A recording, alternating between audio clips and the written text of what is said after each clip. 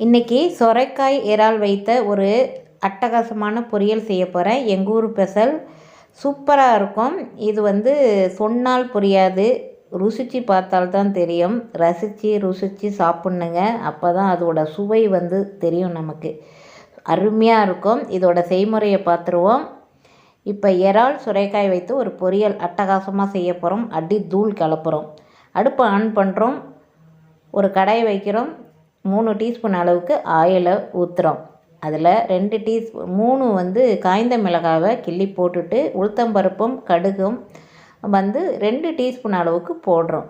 ஒரு கொத்து அளவுக்கு கருவேப்பிலை போட்டு நல்லா பொரிஞ்சு வந்தோடனே அதன் பிறகு இறால் ஒரு 12 எடுத்திருக்கேன். 12-15 இருக்கும். அது எடுத்து இதை ஃபஸ்ட்டு கொஞ்சமாக தான் இறால் சேர்க்கணும். இந்த பொரியல் செய்யும் போது அதிகமாக சேர்க்க வேண்டாம். கொஞ்சமாக இறால் இருக்குன்னு 1/2 கிலோ அளவுக்கு சுரைக்காய் வாஷ் பண்ணிவிட்டு வடிகட்டி எடுத்து வச்சுருக்கேன். சுரைக்காய் நல்லா பொடிசாக கட் பண்ணிக்கணும். சுரைக்காவை இறாலை எல்லாத்தையும் போட்டு நல்லா அந்த எண்ணெயிலே நல்லா வதக்கி விடணும். வதக்கி விட்டுட்டு அடுத்தது சுரைக்காவை சேர்க்கணும்.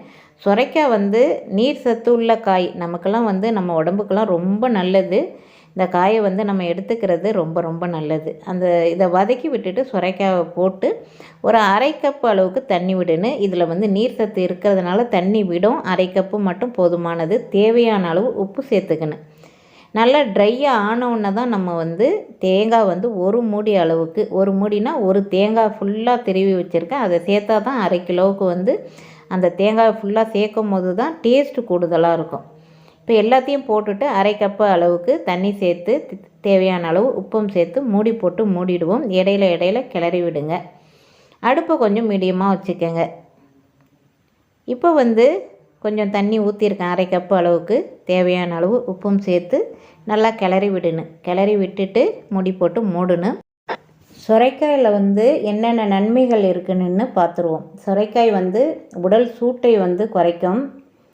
அதே மாதிரி சுரைக்காய் சதை பகுதியை கட் பண்ணிவிட்டு சாறு பிழிந்து அதனொன்று ஒரு தேக்கரண்டி எலுமிச்சை சாறு சேர்த்து பருகி வந்தால் சிறுநீரக கோளாறு, சிறுநீரக கட்டு, அப்புறம் நீர் எரிச்சல் ஆகிய பிரச்சனைகள் குணமாகும். கல்லீரல் வீக்கத்தை கூட குறைக்கக்கூடியதான்.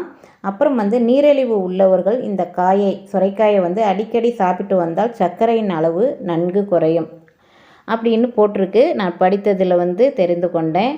பிறகு சுரைக்காய் எடுத்துக்கிறது ஒவ்வொரு வெஜிடபிள்லையும் ஒவ்வொரு நன்மைகள் இருக்குது. அது மாதிரி சுரைக்காயில் நிறைய நீர் சத்துள்ள காய். நமக்கு ரொம்ப ரொம்ப நல்லது நம்ம உடம்புக்கு. அதே மாதிரி